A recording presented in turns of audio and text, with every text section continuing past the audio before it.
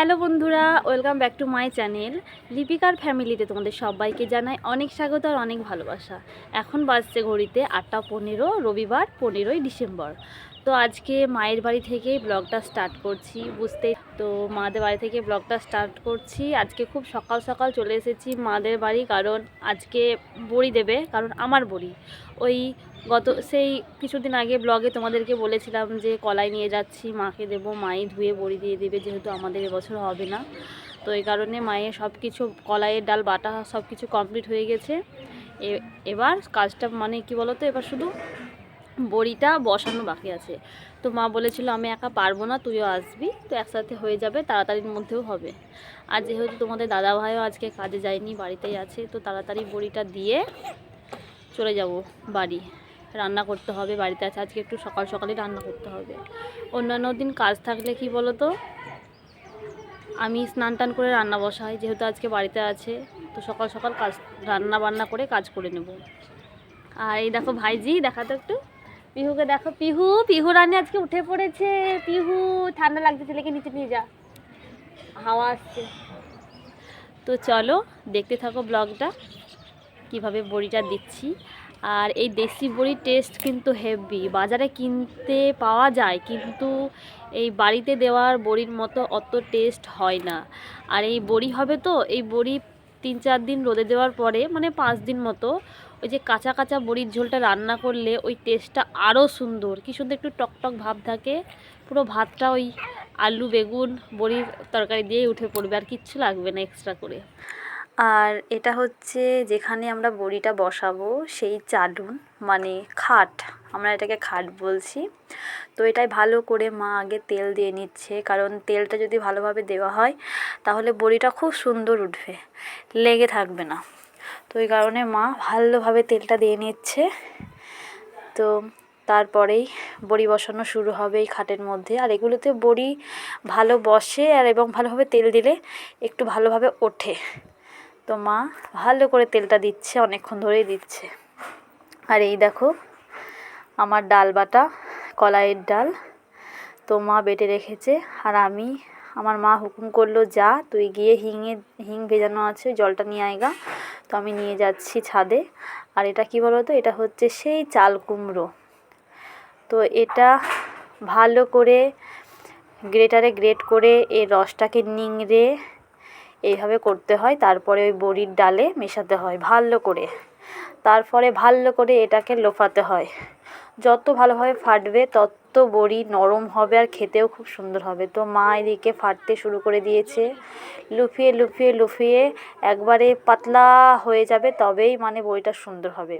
আর আজকে ফার্স্টে বড়িটা আমি দিয়েছি, কারণ তখন কাকিমাদেরকে বলা ছিল, কাকিমারা একটু কাজ করছিল, তাই সেই কারণে ভাবলাম বড়িটা আমিই দিই। তো আমিই দিচ্ছি। আর আমি খুব ভালো বড়ি দিতে পারি না, আমি একটু একটু যা পারি। আমার অত ভালো বড়ির নাকগুলো হয় না। আর আমার পাশের বাড়ির একটা কাকিমা খুব সুন্দর বড়ি দিতে পারে, তো মা ওকে ডেকেছে, তো ও আসবে, জেঠিও দিয়ে দেবে। তো আমি এভাবে ততক্ষণ একটু কাজটাকে একটু এগিয়ে রাখছি, ওরা আসলে তখন আবার দেবে।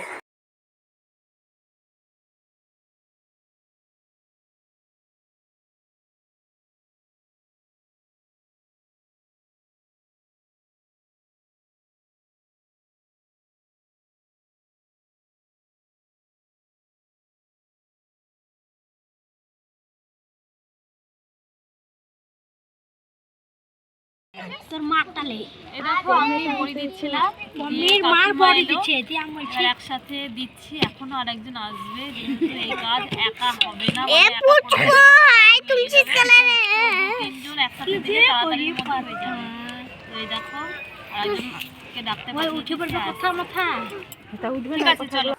আর এই দেখো আমার কাকিমা বড়ি দিতে চলে এসেছে, আর কি সুন্দর করে বড়ি দিচ্ছে দেখো, আমি অবাক, এত সুন্দর বড়ি দিতে পারে কাকিমা। তার সাথে সাথে কাকিমার মেয়ে সুমনাও দিচ্ছে, সুমনা অনেকটাই শিখে গেছে। আর এই দেখো আমাদের বাড়ির বড়ি কমপ্লিট হয়ে গেছে, তো দেখতেই পাচ্ছ কত সুন্দর লাগছে।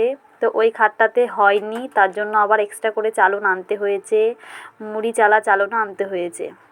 তারপর বাড়িতে আমি চলে এসেছিলাম, যেহেতু রান্না করে যাইনি, ওই কারণে বড়ি দেওয়া হওয়ার পরেই আমি বাড়ি চলে এসেছি। আর এদিকে এসেই আমি মাছ ভাজতে শুরু করে দিয়েছি।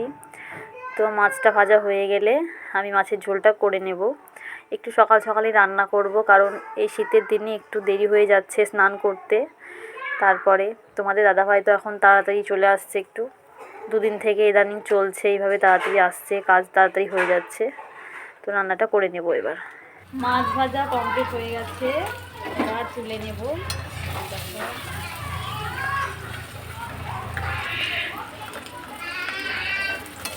লাল লাল করে ভেজেছি আজকে মাছটা, একবারে লাল লাল করে ভেজেছি। তো মাছটা ভাজা হয়ে গেলে আমি বাঁধাকপি ঝালটাকে করে নেব, তারপরে মাছের ঝোলটা করব। তো চলো দেখতে থাকো। আমি না এই মাছের ঝোলে, ডিমের ঝোলে ইদানিং ধরে খুব ধনেপাতা কুচিয়ে দিচ্ছি, কারণ এখন শীতের সময় এই ধনেপাতাটা খেতে আমার এত সুন্দর লাগে, বিশেষ করে ধনেপাতার চাটনিটা। ওই যে তোমাদেরকে বলেছিলাম না, ওই ধনেপাতা, তার সাথে একটু সর্ষের তেল, একটু লেবুর রস, একটু পরিমাণে লবণ দিয়ে ভালো করে মানে মিক্সারে মিক্স আপ করবে, তো এত সুন্দর লাগবে ভাতের সাথে খেতে। এই ছাদে সব কাপড়গুলো মেলা ছিল, কালকে কেচে দিয়েছিলাম আর শুকোয় নিয়ে দিয়ে আজকে আবার মেলে দিয়েছিলাম, তো আজকে শুকিয়ে গেছে, তো তুলে নিয়ে এলাম। এবার ভাঁজ করে রেখে দেবো, কারণ এই যদি ভাঁজ করে এখন না রাখি তাহলে আর মনে থাকবে না, আর করতে ভালোও লাগবে না। আর শীতকালের দিন বুঝতেই পারছো যে মানে ভাঁজ টাজ না, মানে একবার যদি ভাঁজ করে না রাখলে তো মনে থাকবেই না, আর করতে ভালো লাগবে না। আর একবার যদি কম্বলের তলায় ঢুকে পড়ি তাহলে আর উঠতে ইচ্ছা করবে না। ওই কারণে ভাবছি হাতের কাজ হাতে হাতে করে নেওয়াটাই ভালো। আর ছেলেকে সেদিনকে বড়দির অ্যানিভার্সারি পার্টিতে প্যান্টটা পরিয়ে দিয়েছিলাম, তো প্যান্টটাকে ভিজিয়েছিল জল নিয়ে খেলা করছিল। যেহেতু আমারই ভুল হয়েছিল, আগে পড়ানো উচিত হয়নি, কারণ আমি জানি আমার ছেলের বোন কেমন, তো আমারই ভুল হয়েছে। তো আবার কালকে কেচে দিয়েছি, এই সোয়েটারটাও কেচে দিয়েছি। সোয়েটারগুলো দুদিন অন্তরই কাচতে হয়, কারণ প্রচণ্ড নোংরা করে, ধুলো বালি নিয়ে খেলা করে, এত বারণ করা সত্ত্বেও খেলা করে, দুদিন অন্তরই কাচতে হয়। আর এই শাড়িটা পরে ফেলবো, কারণ এটা আমার যখন ঠাকুমা শাশুড়ি মারা গিয়েছিল, আমার ননদ এই শাড়িটা দিয়েছিল। তো ওই তখন যখন দিয়েছিল এই শাড়ি বলে মানে ঘাট ছাড়াতে হয় শাড়ি, নতুন শাড়ি দিয়ে, তো ননদ এটা আমাকে দিয়েছিল, দিয়ে ঘাট ছাড়িয়েছিল। আর ঘাট ছাড়ানো কাপড় পরে ছিঁড়ে ফেলতে হয়, তো ভাবছি এবার পরে ফেলবো। মায়ের কাপড়টা তো ছিঁড়ে গেছেই, ওটা আর পরি না, ওটা কাঁথা করব, মানে কাঁথার উপরে দেব, যেহেতু কালারটা খুব সুন্দর আছে, কাপড়টা ছিঁড়ে গিয়েছে, তো ওটা কাঁথা করলে ওটা উপরে দেব, দেখতে ভালো লাগবে, টকটকে কালার, বেশ নকশাটা খুব সুন্দর। এটা পরবো, এটা এখন আপাতত পরি। টেনটানা, আজকে সন্ধ্যাবেলায় হবে চিংড়ির পকোড়া। তো এই দেখো দেশি চিংড়ি, একদম ফ্রেশ, বিকেলবেলায় সব ধুয়ে পরিষ্কার করলাম। তো সন্ধ্যা হয়ে গেছে, তো পেটটা গুড়গুড় করছে, জিভটা লকলক করছে খাওয়ার জন্য। তো এবার এটাকে তৈরি করে ফেলি গা।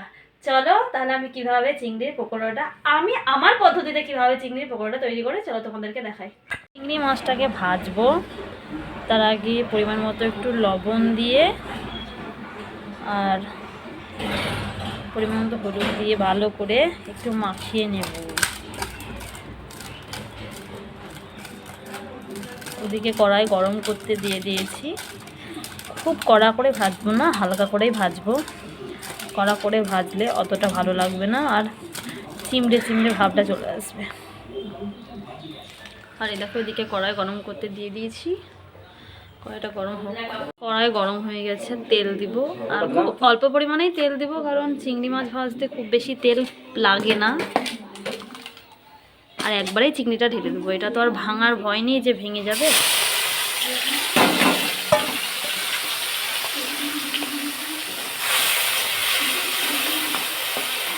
অনেকগুলোই চিংড়ি আছে, বলো। আজকে চিংড়িগুলো কিন্তু ফ্রেশ ছিল না, তাই না?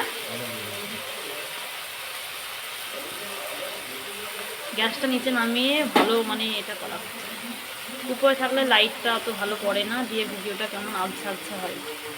তো এই দেখো চিংড়ি মাছটা আর ভাজবো না, মানে একটু কালারটা চেঞ্জ হয়েছে, একটু লালচে লালচে ভাব চলে এসেছে, তো এটাকে এবার নামিয়ে নেব।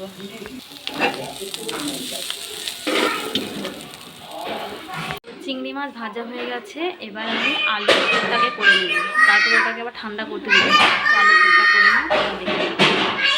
কিছুদিন ধরে চিংড়ি মাছের তরকারি খেয়ে না পুরো একঘেয়ে লাগছে, তাই আজকে তোমাদের দাদাভাইকে বললাম চলো না চিংড়ি মাছের আজকে পকোড়া করলে কেমন হয়। তো বললো ঠিক আছে, চিংড়ি মাছ তো আছেই, তো করো। তো তার জন্য আমার কড়াই গরম হয়ে গেছে, আর আজকে বাঁধাকপির পাতাতে আমি পেঁয়াজটা কুচিয়ে রেখে দিয়েছি। তো এবার গরম তেলে পেঁয়াজটাকে দিয়ে দেব, আর সামান্য পরিমাণে একটু লবণ দেব যাতে পেঁয়াজটা একটু মানে সেভাবে পুড়ে পুড়ে না যায়। এবার আলুর পুরটাকে বানাতে হবে, তো আলুর পুর বানানোর জন্য আমি পেঁয়াজ দিয়ে দিয়েছি।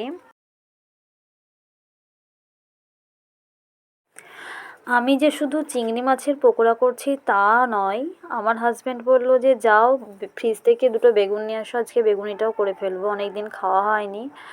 তো বেগুনি করার জন্য আমি বেগুন নিয়ে এসে দিলাম, আর আমার বর দেখো এখানে হেসোতে কি সুন্দর সুন্দর পাতলা ফাইন করে কাটছে, বোধহয় আমিও কাটতে পারবো না। তো বেগুনগুলো কাটা হয়ে গেছে, আর এখানে মশলা মানে লবণ, হলুদ, লঙ্কা গুঁড়ো, জিরে, আদা, লঙ্কার পেস্ট সব মাখিয়ে রাখা আছে, আর এখানে বেসনের এটাও করা হয়ে গেছে। আর এখানে আমি বিস্কুটটা মিক্সিতে গুঁড়ো করে রেখে দিয়েছি। তো এদিকে আমার বর যে পকোড়ার যে বলগুলো সেগুলো করছে। তো আর আমি ওদিকে কি করছি বলো তো, চিংড়ি মাছগুলোকে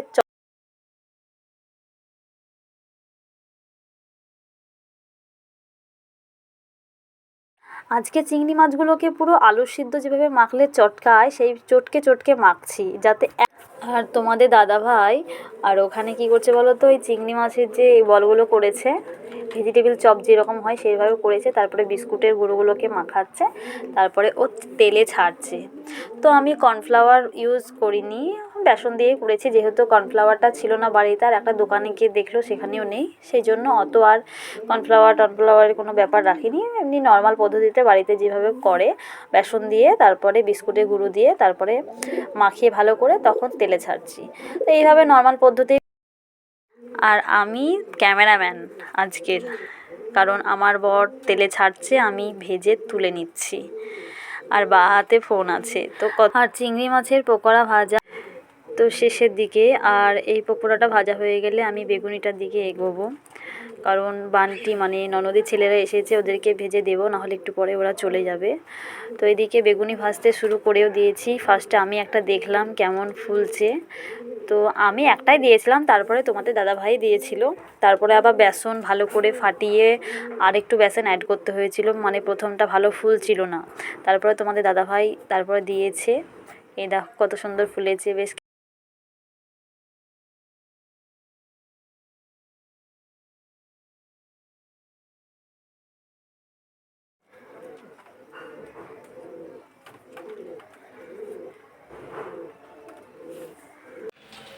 বেগুন ভাজি তুললাম, বেগুন সুন্দর হয়ে গেছে। সত্যি অসাধারণ। বেগুন সুন্দর।